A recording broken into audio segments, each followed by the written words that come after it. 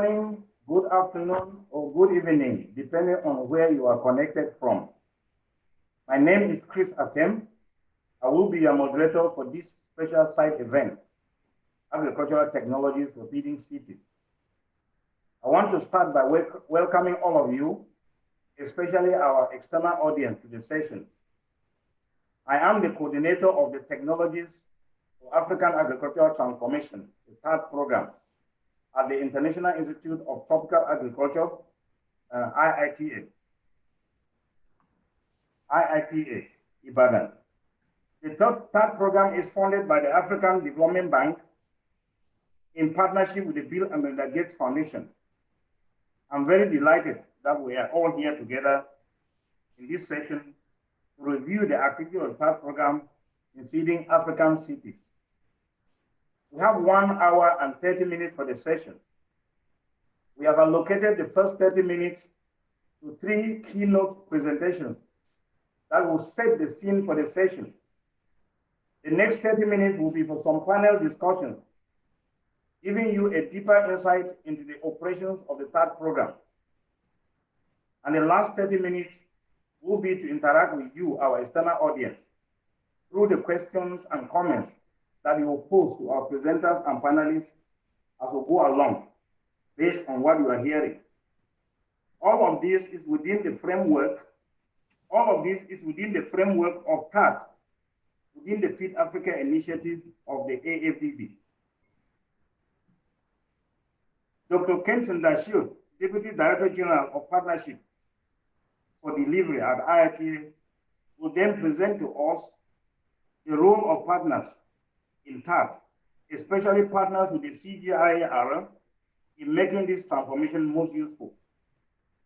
My colleague, Innocent Musubimana, head of the TAAT Clearinghouse, will take the mic and give us a summary overhead of the key TAAT compact achievement that fits into the Feed Africa framework using public and private partners. Before Dr. Dashir will come on, we shall first start with Dr. Martin Fregenet, Director of Agriculture and Agro-Industry at the African Development Bank, on the framework of TAAT within the Feed Africa initiative of the AFDB.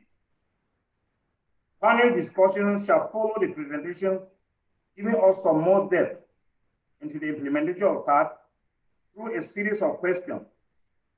We shall then open up the interaction with the audience through the questions and comments that they would have shared with us on the platform chat site. Again, to help us have a very good interactive session at the end, by way of addressing your questions, we encourage you, our audience, to send your questions and comments through the chat box on the meeting platform as we go through the presentation and panel interaction. I believe all the presentations will be done in English, but we do have an interpretation service for our French-speaking audience.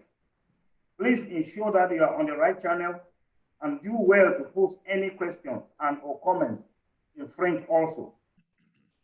Thank you all again for joining us on this special event, this special session today.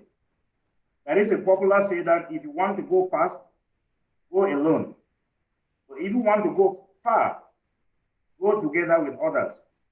I believe we are here today to share with you how we are working together to go as far as we can with the African Agricultural Transformation Agenda to enable us to feed our cities. Let us get started with the keynote presentation. I want at this point to call on Dr. Martin Fregenet, Director of Agriculture and Agro-Industry at the African Development Bank, to give us his keynote presentation. Dr. Fregenet, the floor is yours to present to us. Thank you very much, Chris, and thank you also, ladies and gentlemen, for joining us today at this presentation of the Technologies for African Agricultural Transformation. I'm joined in this presentation by Dr. Ken Dashir, who is the Deputy Director General of IITA, and also Dr. Innocent, who is the head of the Clearinghouse. The title of our presentation is Feeding African Cities Through Agricultural Transformation. In the next couple of slides, we'll describe how working with an ecosystem of partners, African Development Bank and other development partners are striving to raise the productivity of crop production on the continent of Africa. Here is the overview of my presentation. I will talk about the current situation, what the context is. Then I'll talk about TAAT itself, and I'll also describe some achievements to show that it's a model that is working. And then I'll talk about the next phase of TAAT. Well, in the last decade or so, Africa has made some progress with food production. Food production has actually gone up. But at the same time, Africa is faced with some of the most daunting problems with regards to food production. We've had a worst locust invasion in 100 years. We've had the fall worm that came into the continent in 2016. We've had droughts in southern, Sahelian and Horn region of Africa. Of course, we had a cyclone in Idai, and also there's been a recurrent, incidents of farmer-herdsman conflict. Today is estimated that 72 million people in the Sahelian and West Africa are already food insecure. This number is probably higher, but at least the ones that have been recorded, by aid agencies is 72 million people. COVID-19 has also had huge disruption to food supply chains, both agro-inputs and also food supply chains. So Africa, before the COVID-19, was already in a precarious situation. Then came COVID-19 with all its disruptions and then even the further reduction in food production. But we all know from looking across the world that there is no way you can feed a growing population without closing yield gaps and having a robust agribusiness sector. This graph shows you where the maize yields over the last 130 years or so, 140 years or so. As you can see, African maize yields are today where the US maize yields were in the 1960s.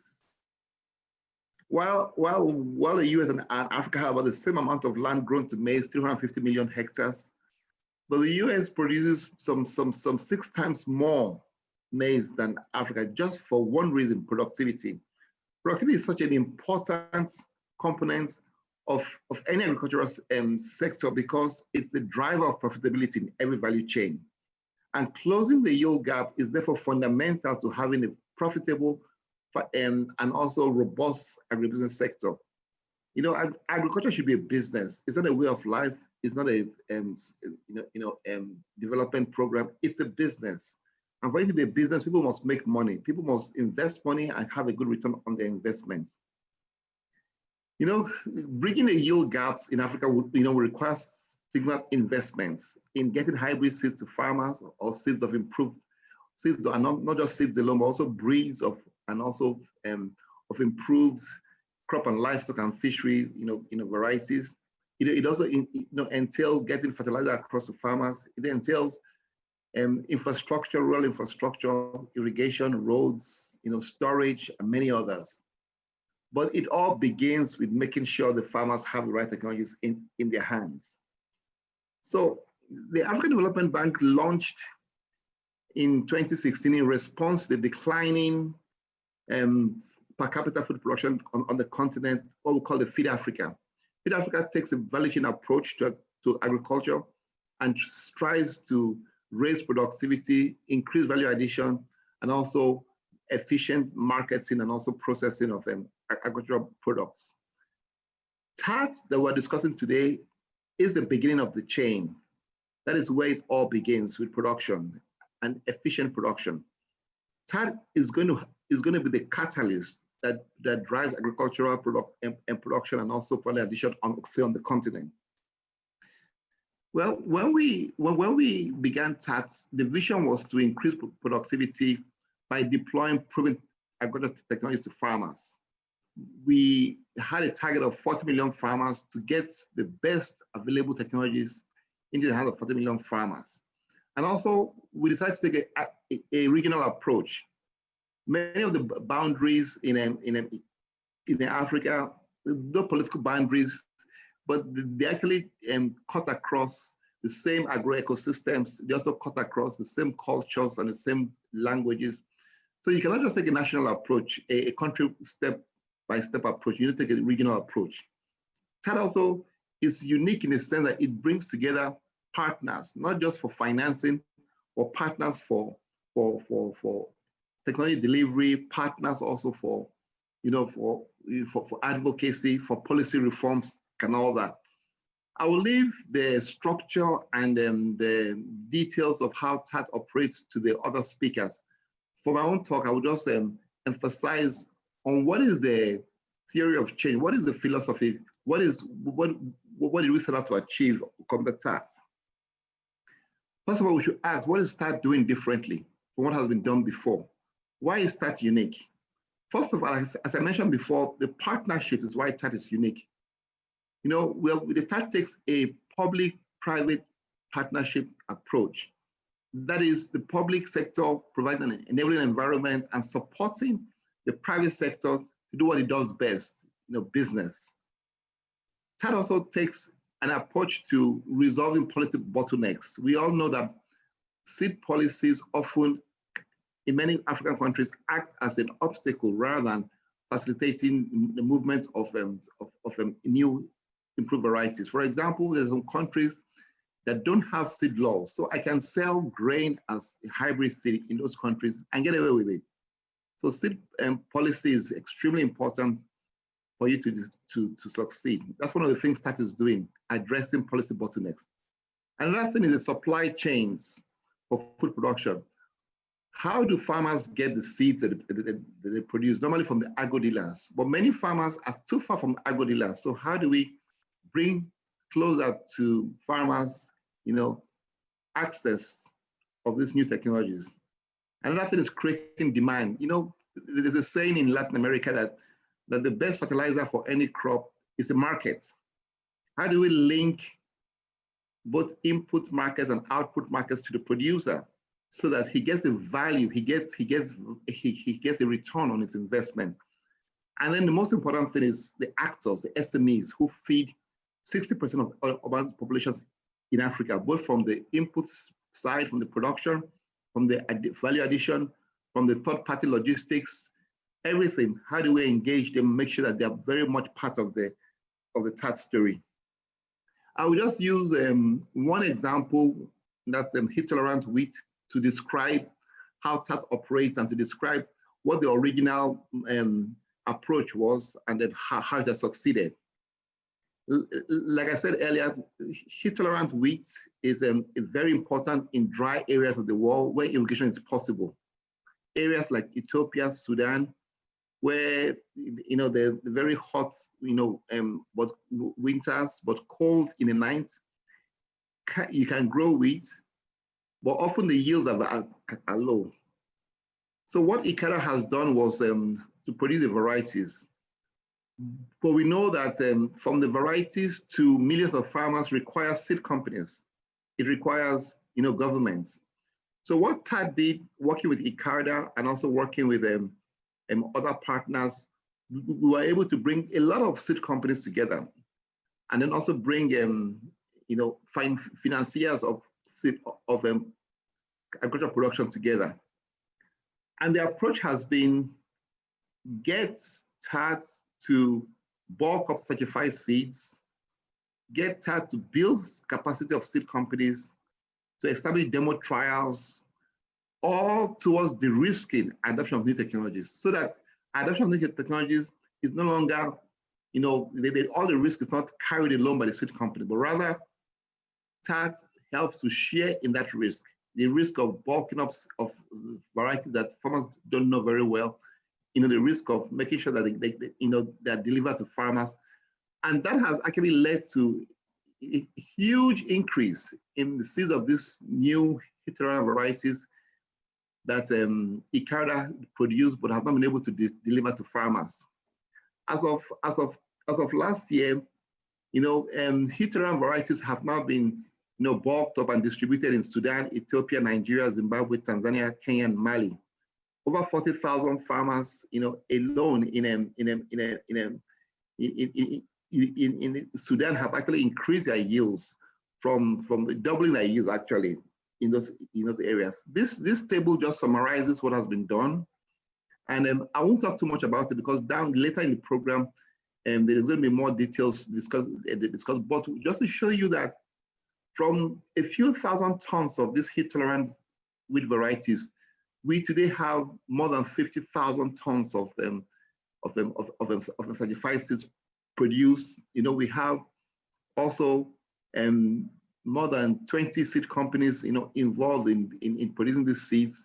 Suddenly, a technology that can actually improve yield of wheat, improve wheat production in Sudan and Ethiopia is now in the hands of farmers. This is very, very important in the sense that these countries are all major wheat importing countries. They import a lot of wheat. And now, through TAAT, working with seed companies, working with the governments, we are able to begin to roll back some of that food import. TAAT has run for about 3 years now, and it will be ending next year. We're now working on the second phase of TAAT. On the second phase of TAAT, build upon the success in the first phase. The first phase has shown that if you work with seed companies, if you work with government, you can actually bulk seeds. But then the question arises, how do you make sure that all the farmers get the seeds in other countries where government is not so much involved? You need agro-dealers. You need people that will be able to produce those seeds. And then how do you also make sure the farmers can access markets? You need aggregators. You need third-party logistic providers. Then also, how do you ensure that some of these new varieties of wheat, you know, will find a place in the market? You know, you also need policy to ensure that markets are available for this seed. If you don't provide the right policy environment, you will produce and people will not offtake. So then lastly, how do you also ensure that you can go across regions, you know, with respect to technology, for increased productivity?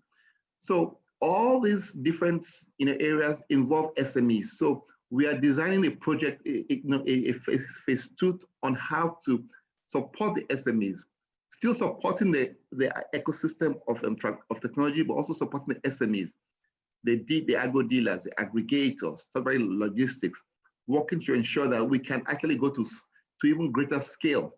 It's all about the partners. It's all about the right technologies. It's all about the enabling environment. That is why TAAT is really emphasizing, in the next phase, making sure that everybody at the table is catered for. I will stop here and I will allow my colleagues to continue, but I just want to thank you all for listening and to ask that you continue to join, to stay with us as we continue this session. Thank you very much. Thank you very much. Thank you very much, Dr. Fregene.